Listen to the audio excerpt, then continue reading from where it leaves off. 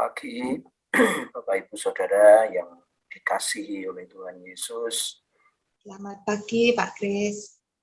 Ya, Pak Wahyu seger ya. Pagi, Romo. Pagi, Pak Lau. Apa kabar?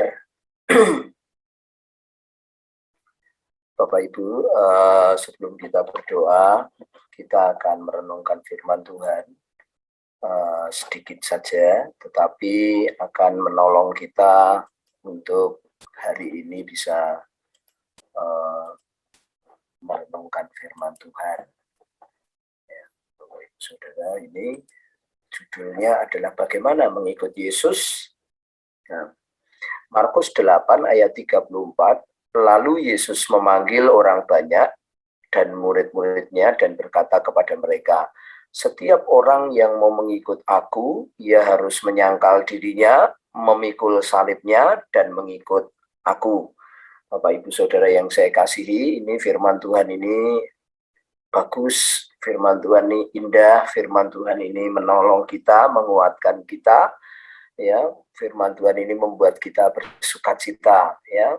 Tuhan Yesus memanggil orang banyak, dan bukan hanya orang banyak, tetapi juga murid-muridnya, dan berkata kepada mereka, setiap orang yang mau mengikut aku, ia harus menyangkal dirinya, memikul salibnya, dan mengikut aku, saudara-saudara. Jadi ini setelah Tuhan Yesus membuat mujizat, ya, memberi makan 4.000 orang, ya, di Markus itu, ya, saudara, ya, dan sisanya 7 bakul, ya, itu banyak orang mengikut Tuhan, saudara. Lalu Tuhan Yesus memberikan satu statement seperti itu, gitu. Yang pertama adalah dia panggil semua orang, saudaraku, ya, yang ada di situ, dan bukan hanya orang, panggilan itu umum, ya, tidak hanya muridnya, tetapi juga semua orang, saudara-saudara, ya.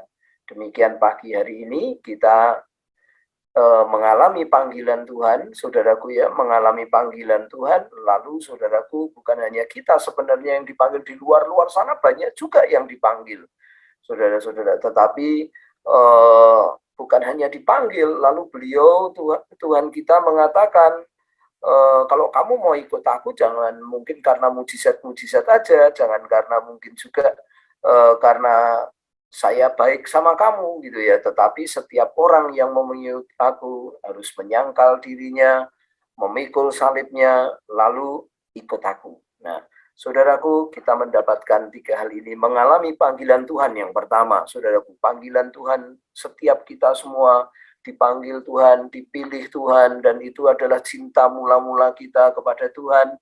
Itu adalah satu momen di mana kita, saudaraku, yang tidak mengenal Allah tadinya, yang kita ini jauh dari Allah tadinya, kita sekarang jadi dekat dengan Bapa.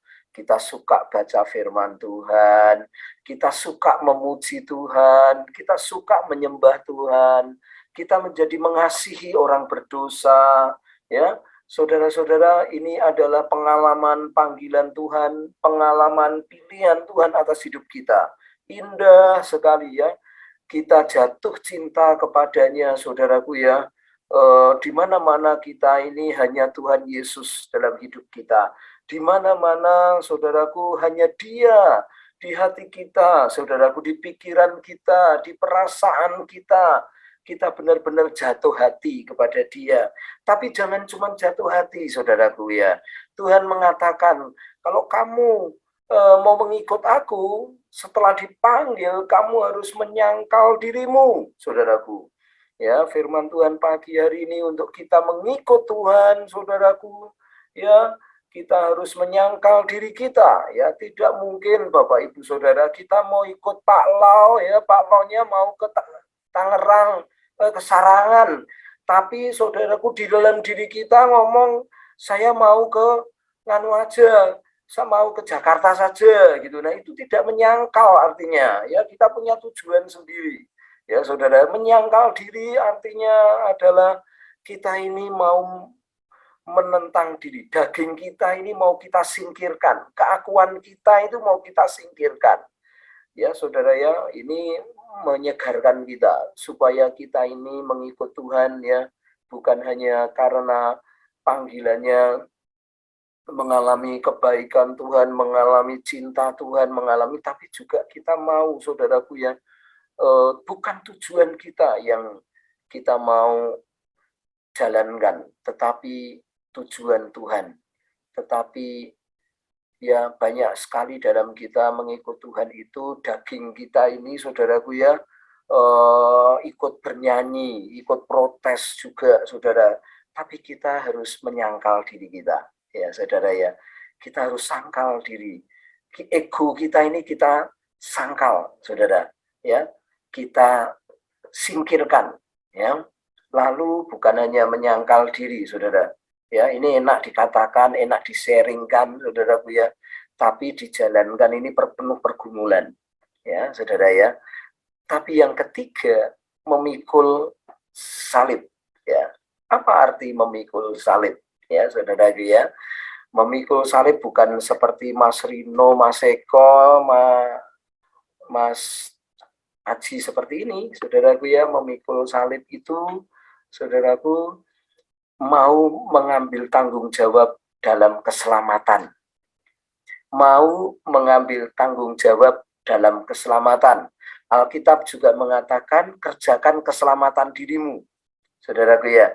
Tapi memikul salib ini, saudaraku, seperti Simon Kirene. Ya, Tuhan itu punya tujuan dalam sampai ke Golgota, ya saudaraku. Tetapi Simon Kirene ini, saudaraku, dia dipaksa ngambil tanggung jawab pikul salib. Tapi kalau hari ini kita tidak dipaksa, saudaraku, kita mau pikul salib, kita mau ambil tanggung jawab keselamatan bangsa kita, keselamatan keluarga kita, keselamatan teman-teman kita, keselamatan hidup kita, saudara, keselamatan dari banyak orang itu, saudara-saudara ya, melalui doa, melalui cucuran air mata, bangsa kita ini, saudara, kita bawa kepada Tuhan. Bukan hanya itu, kita juga beritakan keselamatan. Kita beritakan Injil kepada dia. Kita berikan, saudaraku, pelayanan kepada orang-orang, saudaraku, yang butuh Tuhan Yesus. Itulah memikul salib, saudaraku ya. Mengambil tanggung jawab, lalu mengikut aku. Bapak, Ibu, Saudara, lalu mengikut Yesus, saudaraku ya. Kita mengikut Yesus, saudaraku. Dalam hidup kita setiap hari mengikut Yesus. Yesus mau hari ini kita apa? Yesus mau, saudaraku, setiap kita ketemu klien, apa yang terjadi? Yesus mau di dalam keluarga kita, apa yang terjadi? Setiap hari kita bertumbuh mengenal dia. Setiap hari, saudaraku, kita diubahkan. Ya, saudaraku, tadinya kita suka ngomongin orang, suka berpikir negatif, kita berubah. Saudara, mari kita datang kepada Tuhan. Mari Bapak Ibu Saudaraku, kita mengikut Tuhan.